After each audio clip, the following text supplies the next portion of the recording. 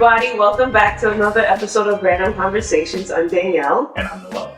And we're back this week. So how was your week so far? Weeks end on a Saturday, right? No, weeks end on Sunday. No, they don't. Yep. The week starts on a Sunday. Nope. The Lord rested on Sunday. Hold on. Because now I gotta... He rested on the last day of the week. No, I think the weeks start on Sundays. Some people believe that it starts on Sundays. The job starts, if you look at your timesheet, the week starts Sunday. Never mind. But it says the first day of the week is generally considered to be Monday according to the International Organization of Standardization for Business and Scheduling. Mm-hmm. However, in many cultures, particularly in the US, Canada, and Israel, Sunday is traditionally considered the first day of the week. Yeah. So I'm saying, like, you're not wrong. You're not the only one. Oh, because I was about to be like... Who believes that? But I never believed that. I'm like, it's called the weekend. Monday through Friday is the weekday, and then Saturday and Sunday is the weekend.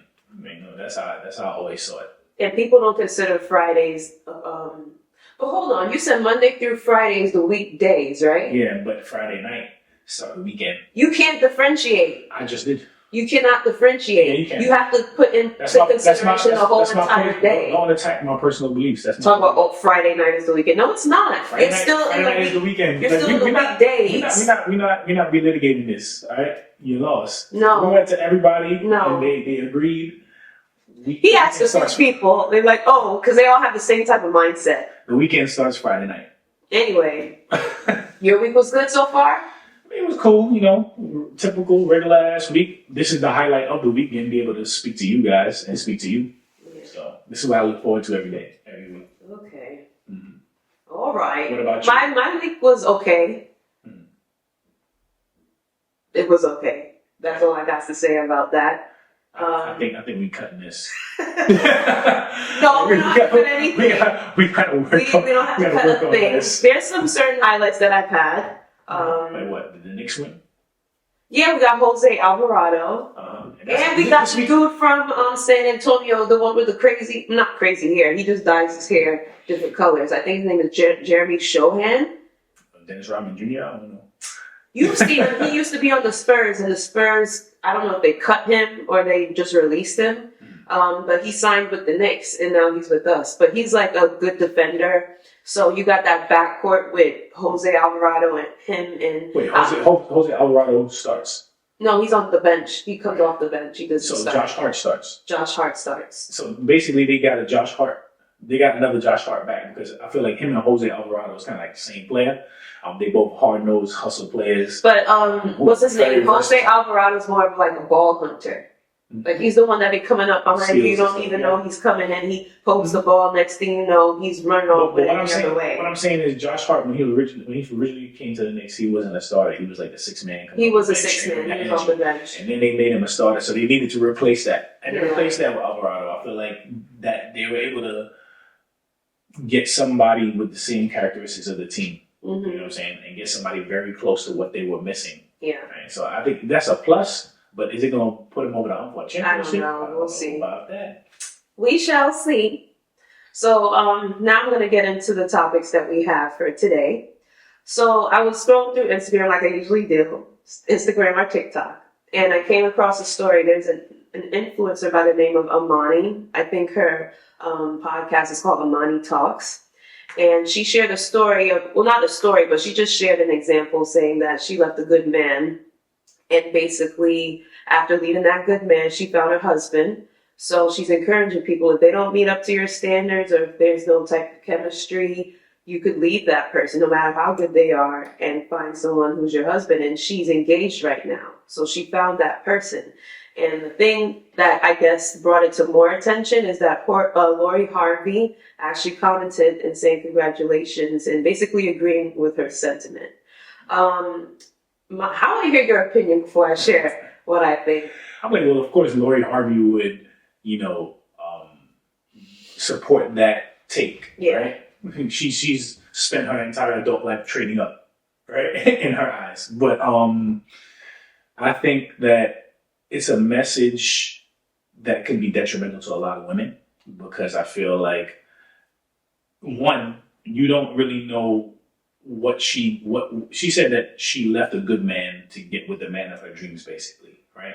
But the man that she left really didn't do anything wrong. He just wasn't right as Ren, right? He didn't check all the boxes, right? So I would love to know what were those boxes that he wasn't checking, number one, right? And then number two, she left him, and yeah, she's engaged to this other guy, but they're not married yet, so you got to kind of wait to see how everything unfolds, right? But ultimately, I think that it's important for you to know yourself and to friggin' be realistic about what it is that you want out of someone. You know what I'm saying? Life isn't a Disney story. You know, you're not going to get everything that you want out of an individual, right? And I think that some women have these lofty expectations that no man can ever meet, right? And men are guilty of that too, right? But I feel like women definitely have some lofty expectations, and sometimes after you swing and miss a couple times, sometimes you need to look within and kind of see what is it about you? What is it about you that's making that might be potentially wrecking all these relationships, right? Because you start looking at the common denominator when it comes to these relationships that fail, and the common denominator is you, because you were directly involved in each relationship, right? The men changed, but you didn't change. So sometimes if you're smart and you want to get to the root of a problem, you have to assess it fully, and you have to be able to also deal with the realization that it might be you. Well, in this case, it wasn't her because she found her fiance. Well, she found her fiance, but she's not married yet. No. And if they get divorced, then what? Right? So it's like, you know what I'm saying? Maybe that good man would have been able to make it. They would have been able to make it through the long haul, but we'll never know. I wish her the best, but I really think that it's because she was basically saying, don't settle. You know, if your expectations for a man weeds out most men, that's good, right? Because you're looking for someone who's going to, protect you and have children with, and you're going to be with them for the long haul, Mm-hmm. So she was like, you should have lofty expectations, right? And you just got to understand that with those lofty expectations, you are sizably cutting out. You're cutting out a large portion of men that could potentially be your forever partner. But what did you think? I kind of got where she was coming from, but it's her opinion solely. Mm-hmm. When I think of, say, if I'm dealing with a good guy, like he could do all the things right, but he's just not it for me, I'm thinking like chemistry-wise. Mm-hmm. Like you could check off every box, but there's something that has to be there intellectually. You guys have to be in sync. And if I don't feel that, then I'm going to see if I can find it somewhere else. Because you're going to be with this person knowing that you're not fully invested, even though he's a great guy, because you just feel like there's something that's missing. And then say you find it with someone else and you're like, oh, this is what I was missing this whole entire time. And it could be, she was talking about standards. She didn't really go into what type of standards she was alluding. Like she never mentioned anything about like what type of standards are you talking about. Right, and I'd be interested to know that. Yeah, like what, because she kept saying, if they don't meet your standards, and I'm like, what standards? Like be more specific. Right. See, my standard is like, you could be good, but there's something that we have to be in sync. Like we have to, I could talk to you. Yeah, like no Groupons. Yeah, no. Anyway. We know. Like I can talk to you, like we can have great conversation. We're just like in lockstep. And then you could do all the other things. Like that is my standard. But she obviously has a different type. Maybe it's the same thing that I'm talking about, but I don't know. She never went into it.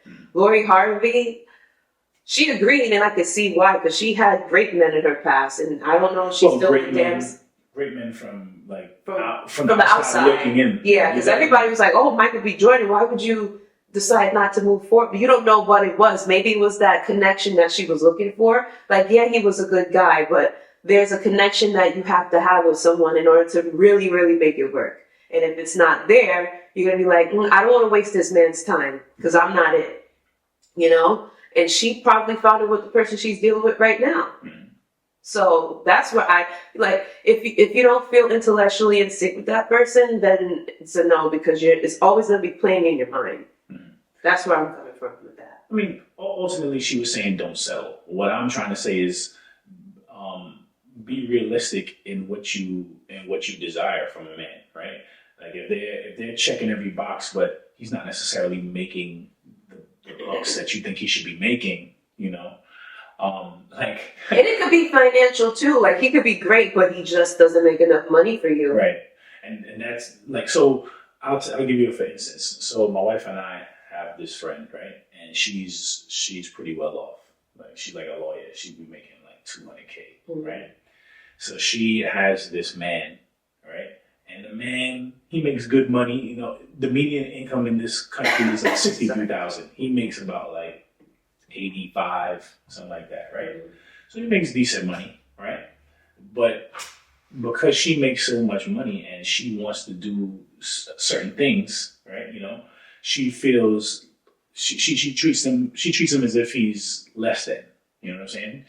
They have a kid together. You know what I'm saying? They live together, but when she speaks of him, there's like you could feel like there's a lack of respect for him, and you feel like it's rooted in the money, right?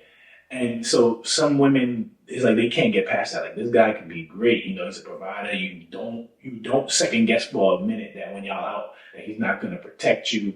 You know what I'm saying? You think that he's a good father. You know, he has all these qualities. But when you look at his W-2, the numbers ain't adding up, right? Because it's not only that you see the man who's supposed to stand beside you in your imaginary picture of how you think your life should go, but you also look at the other ancillary things in the background, like the house, like the dog, the vacations, the car, and right? who's putting up the bill for that? Right. So, you know, I feel like a lot of women take all that into perspective before they decide to choose who they want to spend the rest of their life with. I mean, not every man is going to be able to, you know, buy you a Range Rover for Christmas. You know what I'm saying? Not every man is going to be able to do that. But there's other things that they bring to the table that you can't quantify in money that they bring, right? So I would just advise women to really analyze what it is that you require from a man before you decide to say that, you know, this is my person. That's what she was talking about. Right. You have to, and make sure that it sounds realistic. If you don't, and you're basically going to be with this person out of sympathy. Because like, oh, but he's just so good to me, but he doesn't do everything that I want. Yeah. You're basically staying with him out of sympathy. Like, you know, and it's not good for you and it's not good for him. So it's best that you just cut ties and find the person that you really desire or really want. Yeah, I mean, you shouldn't settle, but, you know, it would be better too if people came to these realizations early on, as opposed to like 3-4 years into a relationship and then you just decide that, you know, this isn't going to work out. I don't see a long-term situation with you. Yeah. When you knew all along, kind of like because you're wasting that person's time. You're wasting that person's time. You're wasting your time because you're only getting older and all that. So if you can come to that realization a lot quicker too, like within a year or so. But they say men know in like a couple of months. Yeah, men know. Oh, but women, yeah. I feel like, but we know. Women be saying like, we know that women are a little bit more complicated than men, right? Now, I was telling my wife the other day, I was like, it's not fair because it's so easy to please us, but it's so hard to please you guys because the goalpost just keeps moving. You know what I'm saying? Depending on, you know, a whole bunch of different factors. It depends on what you do too. Like if you, like sometimes men don't realize that they also move the goalposts. I don't know. Yeah, like if you go above and beyond, then she's gonna keep expecting above and beyond. And then when you don't hit those type of, I don't want to say milestones, or you don't do what you used to do or didn't do what you did back then it's like. Well, let that be a lesson to you guys. It's like, don't be starting out taking a 5-star restaurants don't come here like this and then slowly take decrease. Off. Right, exactly. Because we'll be like, well, what happened? If you want to take them out, to someplace nice every once in a while, like for an anniversary or for a birthday or something like that, fine. But if you're gonna start out, every single date that you go to is this 5-star Michelin star restaurant, and you go into these top-notch hotels, and you flying out on vacations every other month. She's gonna keep expecting. That's gonna be the expectation, and you done pigeonhole yourself into that. Yeah. So, you know, be smart.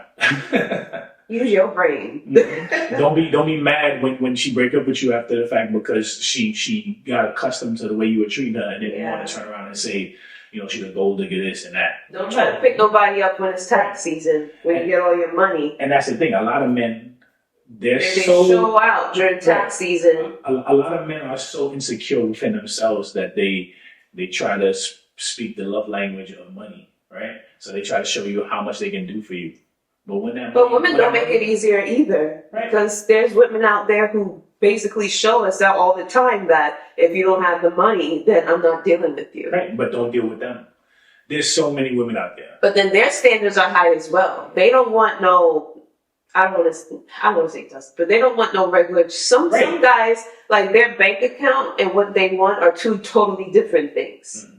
Like the woman they want he might not have the money to afford her, but guess what? He's still gonna go after her anyway. But that's what it all boils down to, is being realistic about what you want, as opposed to what you can offer. Those two things go hand in hand, right?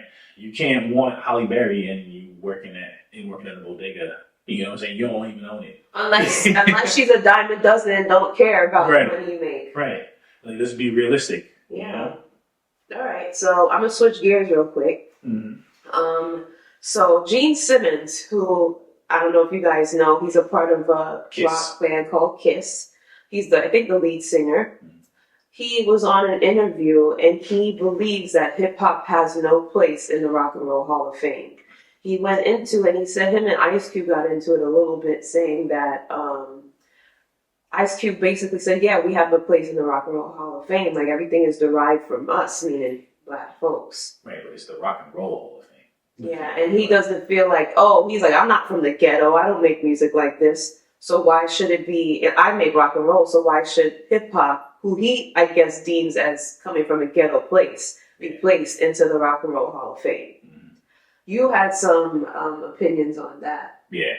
I mean, I didn't like what he said. Gene Simmons was a complete asshole for what he said. He didn't have to mention ghetto because not all rappers come from the ghetto. I feel like that was very ignorant of him to say, and not knowing that, ghettos come from when immigrants came over from Europe. Mm-hmm. They came over to the United States, and guess where they called where they lived? The ghetto. Exactly. Right. Yeah, but a lot of these people don't know their history.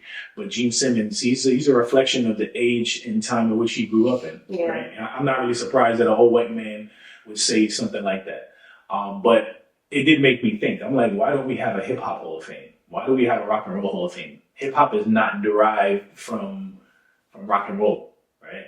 I know a lot of hip hop artists want to be perceived as rock stars, right? Because back in the day when rock and roll was king of music, selling out arenas, the kind of attention and stuff like that they got, you wanted that kind of living like a rock star. Right, exactly. But the music that you don't make is rock and roll. So I never understood why hip hop artists were inducted into the Rock and Roll Hall of Fame. And R&B, because Mary J. Blige, I think, is in there too. And it's like the farthest thing from rock and roll. So I feel like there should be a hip hop and R&B Hall of Fame. Why don't they just call it the Music Hall of Fame? I mean, you could do that too. Because he didn't only specify hip hop too. He says opera singers, people who play in the symphony, they shouldn't be in there as well. Right, they shouldn't. I mean, it's not rock and roll. That's my thing. I'm like, if you're going to call something the Rock and Roll Hall of Fame, like you're very specific about what you're calling it, then it should only be rock and roll artists that are in it, right? Give other artists and other genres their own Hall of Fame, their own space to shine, right? I feel it's like an NBA player making it into the NFL Hall of Fame. Like, this is not the same sport. Like, what are we doing? Now, if you want to make the music Hall of Fame, or then you can lump them all together, or you could just do another Hall of Fame that's specific to hip hop artists and R&B artists. Like, you could do that as well, and pop artists, right? So I don't know why they just don't do that, because it always was weird to me. Like when I heard like Jay-Z had gotten inducted to the Rock and Roll Hall of Fame, I'm like, it's always in my mind, like he doesn't do rock and roll. And we gotta look at the criteria. What does it take for an artist to be inducted into the Rock and Roll Hall of Fame? Like, what do you have to do in order to be in that realm? I didn't want to make it a racial thing. But people are. Gene Simmons' comments was very racial, right? But I think when I look at it from the standpoint of should a hip hop artist be in the Rock and Roll Hall of Fame, it's just purely on genre of music. It's a different genre of music. I believe it deserves its own Hall of Fame. Mm-hmm. That's all I'm saying. I think certain black folks are saying, well, rock and roll was made from a black man, so we should be in that space as well. It's not a racial thing. But you can't tell certain people that. Yeah, it's like as soon as you make it racial, I'm like most music is derived from Africa, right? But that doesn't mean that doesn't mean that because the music is derived from Africa not that it's ours, right? I feel like music is for everyone. Music is for everyone, every race. Music has such a power; it shouldn't belong to not one race, right? Mm-hmm. But my thing is, if you're going to make a Hall of Fame and specifically call it the Rock and Roll Hall of Fame, it should be for rock and roll artists only. It only makes sense. It's not a black and white thing. It's not a Hispanic thing. But if you think we start a hip hop or R&B Hall of Fame right now, would it be taken seriously? Would these artists feel like that's an achievement? I think the reason why it's the Rock and Roll Hall of Fame is so prestiged. It's been around for decades. Yeah, but it came around. It started somewhere, right? Yeah, it's been around for decades. But what gave it? And they gave it it's now hallowed ground. Everybody who feels that they've done something in the music game or music industry feels like they want to be a part of hallowed ground. So I feel like that's why certain musicians, even though they're from another genre, hip hop, R&B, opera, they feel like they did something when they get inducted to the Rock and Roll Hall of Fame. If we were to start a hip hop Hall of Fame right now, if we were to start a hip hop Hall of Fame right now, I don't know if people are going to be like, oh, I got into the hip hop Hall of Fame, unless it was started by, I don't know, some prestige music A&R. I don't know. If it was started by Clive Davis or somebody, maybe. Prestige. I'm just thinking of somebody. Prestige is built.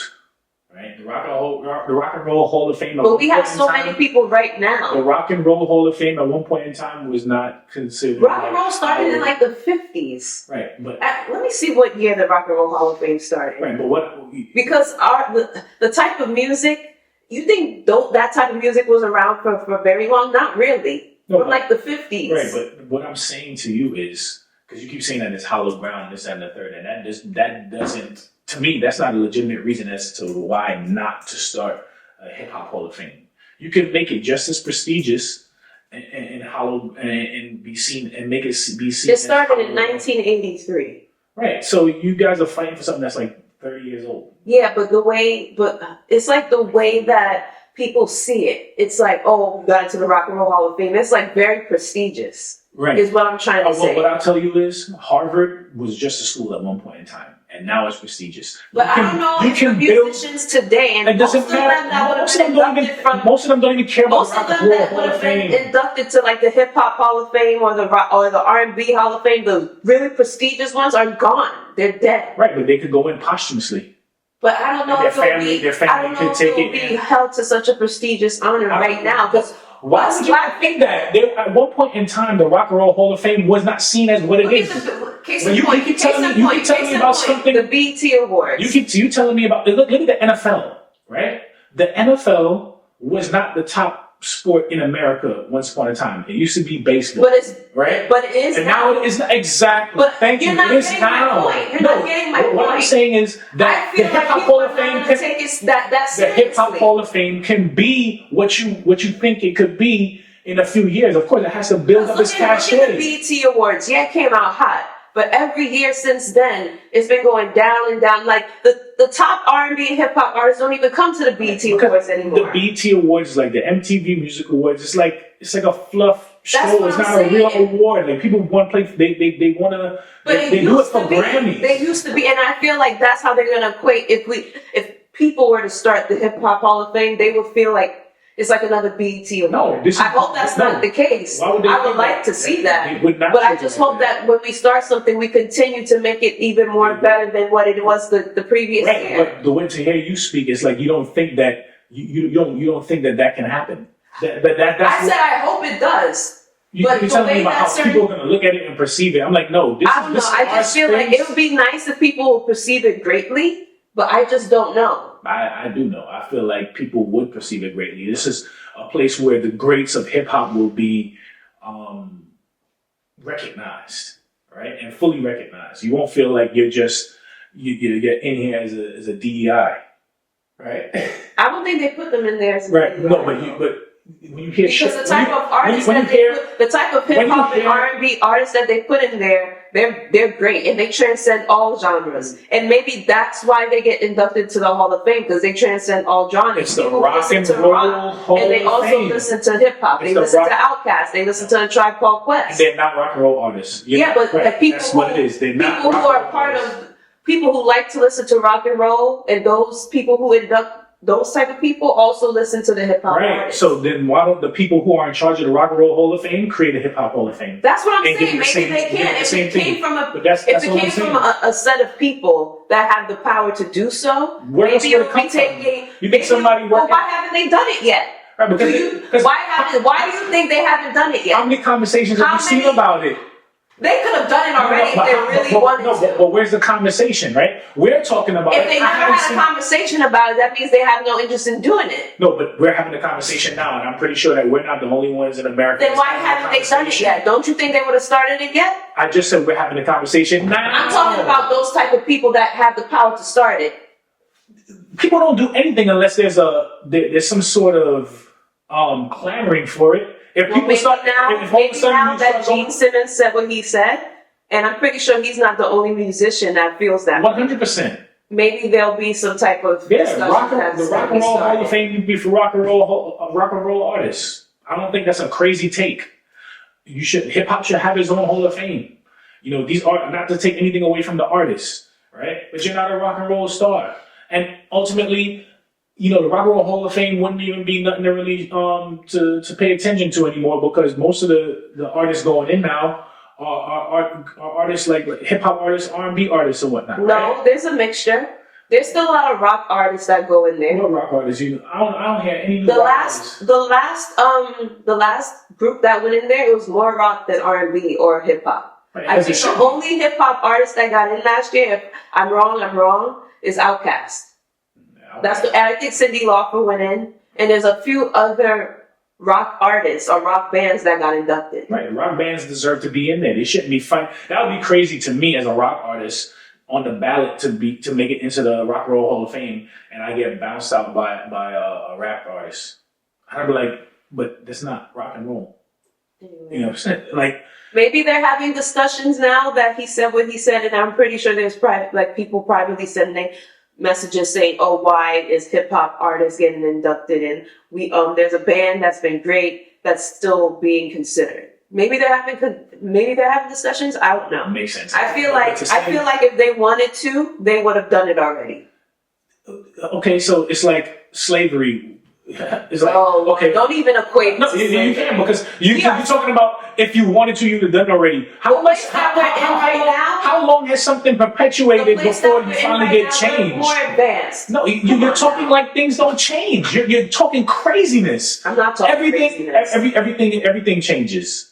Everything in life changes. Nothing stays the same. There's no constant, right? So if people make shit up all the time. If you go into life with that kind of approach, then to speak and say that the Hip Hop Hall of Fame would never have the same type of prestige as the Rock and Roll Hall of Fame, I think that's bullshit. At one point in time, I feel like some people don't take. At one point in time, rock and roll music was seen as the devil's music. Right? There was a large segment of America that thought rock and roll was the devil's music, and they didn't like it. Right? Now you have this whole prestigious Hall of Fame.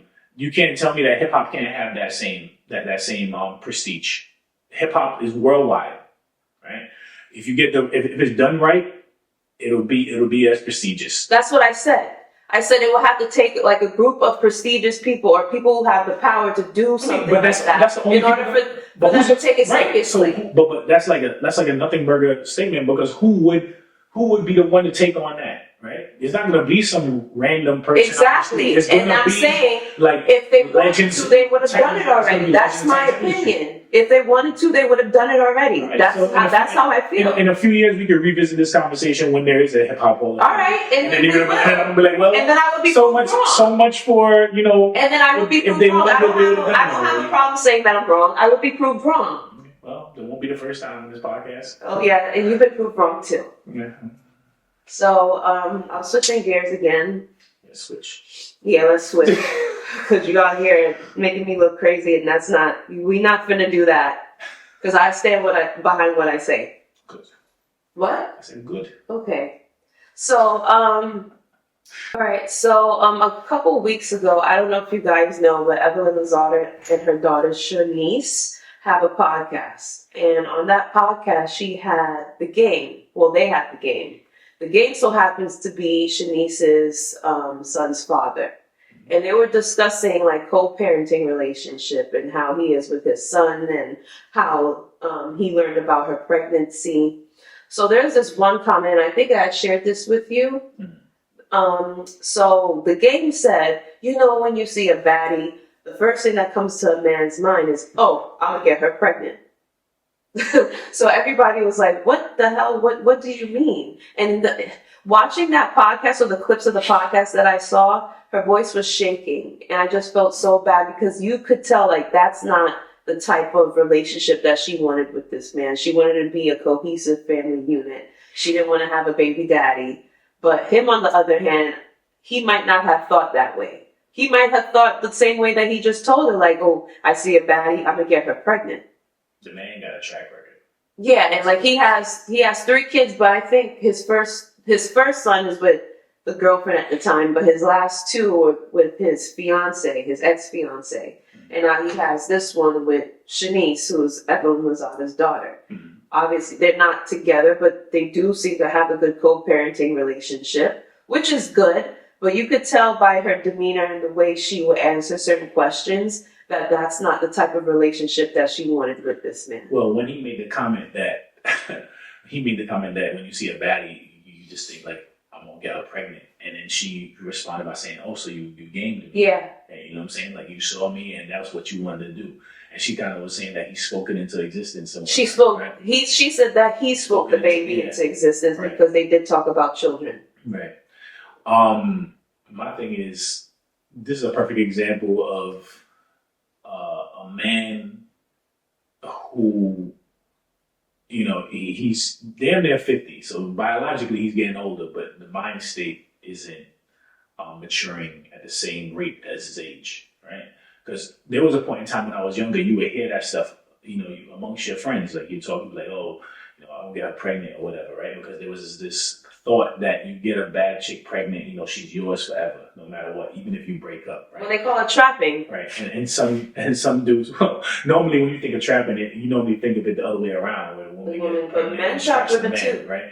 I don't think you really, it's stupid. The whole notion of trapping someone by getting them pregnant or getting pregnant is just ridiculous. All you do is create chaos, right? Nothing good can come of that, right?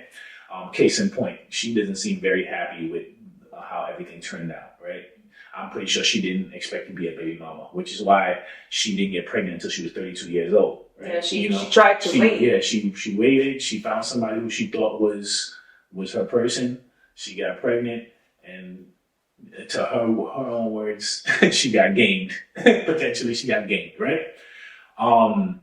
Me personally, when you see a bad chick, you might have these thoughts, you know, that you want to have sex with them, but never, ever have it cross my mind. Like, at least at my big age, like, I'm gonna get her pregnant. I'm like, I'm not out here trying to freaking make dependents. You know what I'm saying? You know, all I see is dollar signs with kids. You know, that's I see walking dollar signs, right? And kids are great. They're a blessing, but they are also expensive and time consuming, right? So, you know, to think that you just run around here impregnating women just cause, that's like the most ridiculous thing, and it's not a very mature mind state to have, right? So let that be food for thought for the next woman who comes across him, right? You know, at this point, I don't think he wanted any more kids. I don't think at this point he wants any more. But it's like But then again, Either way, they can have kids at right. whatever age, because Right. Al Pacino and I think Robert De Niro are like in their 80s and they're having kids still. So. Yeah, but they're not jumping around with like a whole bunch of people either. No, but right. But you know, so that's my thing. That's what really struck me about that comment was it was very immature. It was like, and there was a stage, a point in my life, like I said, where guys thought and spoke like that, and I was like in my early 20s, right? You know, and then as we got older and you know we got more seasoned in life, the thought process changed. You know what I'm saying? You know, you're not, like you said, you're not trying to increase expenses. You know what I'm saying? And then also for me, I'm not trying to have kids all over the place because I'm not going to be able to be there for all the milestones. I'm not going to be able to give them the attention that they deserve, right? Mm-hmm. You know, the way he looks at it, it's a completely selfish act. Mm-hmm. You know, I'm just getting you pregnant, and it's like another notch on his belt. But think of the kid who's not necessarily getting the advantage of growing up in a two-parent household. You know what I'm saying? I personally am a walking example of that because my eldest son is a product of me having sex with my ex-girlfriend, right? And that was one of the hardest things for me as a single dad to deal with was, you know, him not being able to be under my roof all the time, you know, and having that family unit. That really sucked, you know, and you know, especially when he was younger and he wasn't accustomed to the way things were. Every time it was time to take him home, he would start crying. I want to be with you. You know, it was very tough for me. So I can't fathom doing that again. Right. So when I heard him say that, I was just like, this sounds so stupid. You know, and I hope he elevates his thinking, you know, at some point. You know, because I like the game. Otherwise, he seemed like a pretty cool dude. But, you know, that comment really... When it comes to women, yeah, it's not appeasing. And a lot of other women were getting at her like, see, this is what you get. But there's also women who showed sympathy because, you know, and they also came for the mom as well, saying she didn't raise her right to know which men to choose. And she basically followed her footsteps because Evelyn, I think, she was out there dealing with people of a high profile, but she never married them. I think she had a son with a baseball player, but that relationship didn't work out. But people are like, see, this is Evelyn's fault because she's following her mom and blah, blah, blah. The girl has her own mind. Evelyn has they're two separate entities, right? Yeah, they're mother and daughter, but she is old enough to know how to choose correctly. She should have learned from others' mistakes, yeah, right? She's 32. Yeah, so you can't. Tell me how old she is. You can't fault the mom for something like that. But I believe she's in her 30s. I'm like, so the fact that she's in her 30s and she just had her first child makes me believe that she's not running around just letting any and everybody inside, right? She's 32. Yeah, she's 32 years old. I mean, that's not a bad age to have their first child. And my mom had me at 32. Right. It doesn't speak to me that she's loose. You know what I'm saying? It speaks to me that she was choosy about who she decided to lay down with. She didn't lay down with the person who was the person that she was supposed to spend the rest of her life with, and that's the story of a lot of women in this country, let alone the world, right? Mm-hmm. I saw a statistic. It said close to 50% of all births are unplanned, right? So there's a lot of mistakes, right? So you know, I can't blame her for that. She's just being human, you know. She got wrapped up in the wrong person. Not that he's a bad person, but I mean like the wrong person for her. For her, because she wanted that family unit. Yeah. I think she had mentioned in her podcast that she would go to like the supermarket and she'll see families all together shopping, and then she'll be just there by herself instead of having that significant other with her to, you know, do basic errands like shopping, grocery shopping.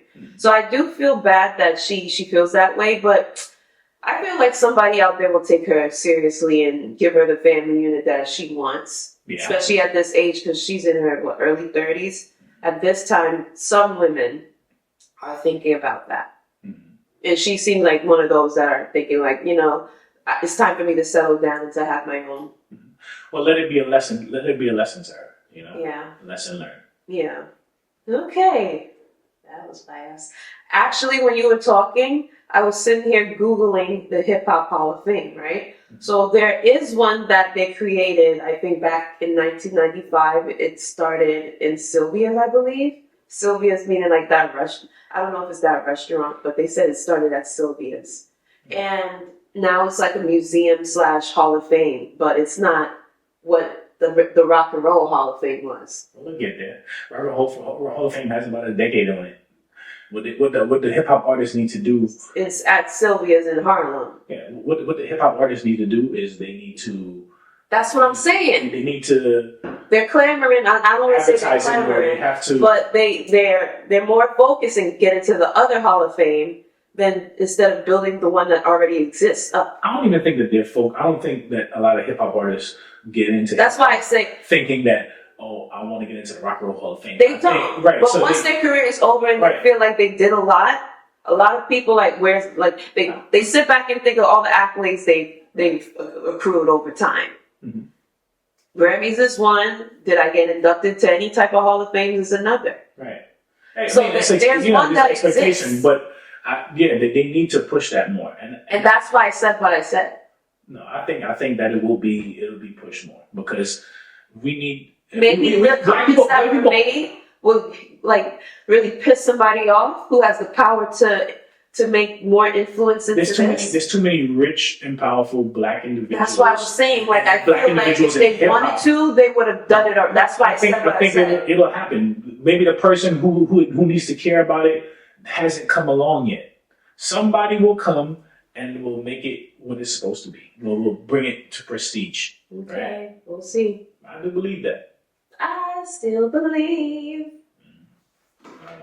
But Crawford, let's talk about the fighter. Let's talk about fighter since we're fighting, right?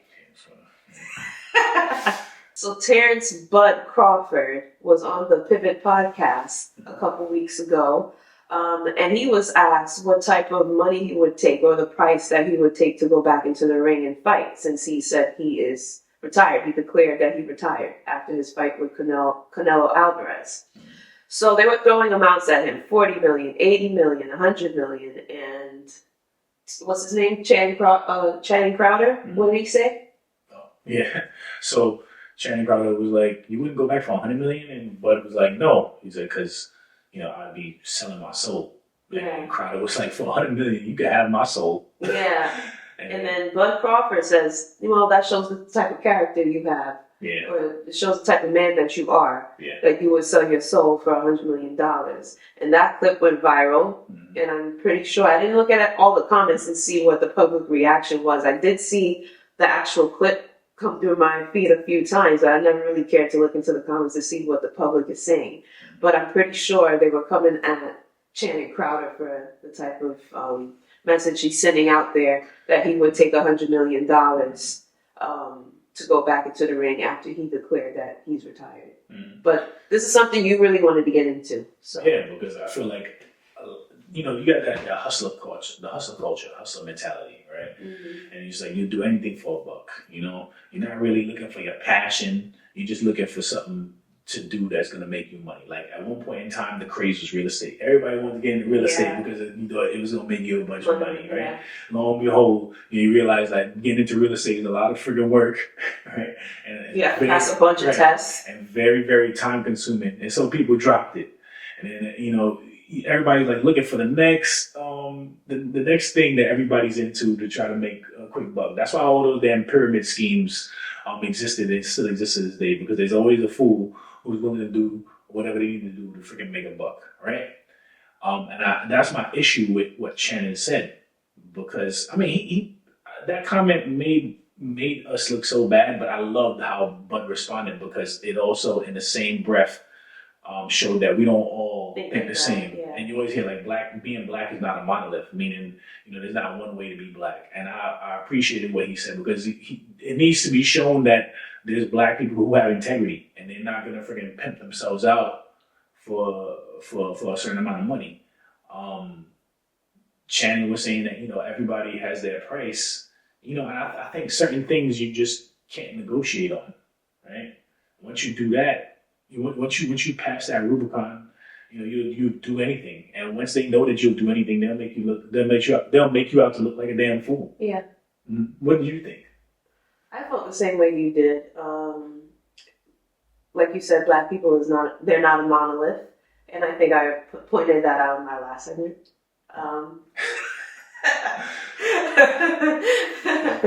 But yeah, Bud Crawford had the right to tell him to his face, like, all right, that shows what type of character you have as a man, because why would you want to pimp yourself out like that? Why would you want to put your body, if Chan were to step into Bud's shoes, right? Even Bud, I think he's still young. He's like probably in his like mid to late 30s. He's like 38.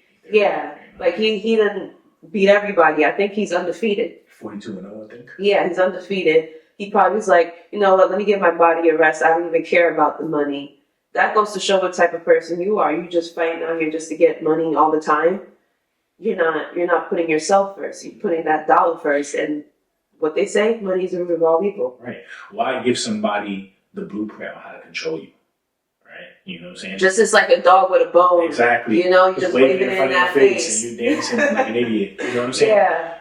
I really didn't appreciate that comment. I just thought it was very stupid. And there's a lot of dudes in this country a lot of black dudes that live by that mantra. You know, they have a price. Yeah. And I'm like, you know, you what they say, today's price is not yesterday's price. You'll never be happy chasing money. Let me tell you that. And money is not the barometer of happiness. The more money you have doesn't automatically correlate to how happy you are. There's a lot of rich and powerful people in this country who are absolutely freaking miserable. Yeah. Right? And you see a lot of their kids have like drug issues and all that stuff. So, you know, having $1 billion in the bank, it would be nice. I'm not going to sit here and tell you it would be money nice. opens the door to a lot of vices. Right. So, you know, money cuts two ways. Yeah. You know, you have to be very careful with that. You know, you might get a little bit more than you bargained for. So I think it's very important to have some integrity. Right? You know, respect is everything. Respect is earned. You know, things like that, you lose respect. Yeah. So making comments like that, you lose respect. I have none but the utmost respect for Bud Crawford right now. I don't think Chan's gonna lose respect. He said a lot of crazy stuff in the past. Right, but I mean, it chips away because But he's still there, and a lot of people watch the show. That's fine. How you're viewed is different, though. I feel like how Ryan Clark would walk into a room and get treated is It's gonna be different than right. Crowder. How people think about you, you know what I'm saying? You might not never know how someone thinks about you, but in their room, when they talking to their spouse, when they talking to their friends, how are they discussing you? Yeah. You know what I'm saying? So, you know, you respect. Treat yourself with respect. Get respect. You have to respect yourself first for people to respect you. And a comment like that shows that you don't hold yourself in the highest regard. All right, on that note, that was Random Conversations. I'm Danielle. And I'm Noel. And you can like, subscribe, comment. We're on all the socials. Well, not all of them, but a lot of them. We're on YouTube, Instagram, TikTok, you know, the usual. If you like what we're doing, let us know in the comments. If you have any topics that you'd like for us to cover, put it in the comments as well. We just want to let you know that we appreciate you guys, and we just want to keep bringing good content to you guys. Thank you for watching. Bye. Oh, really?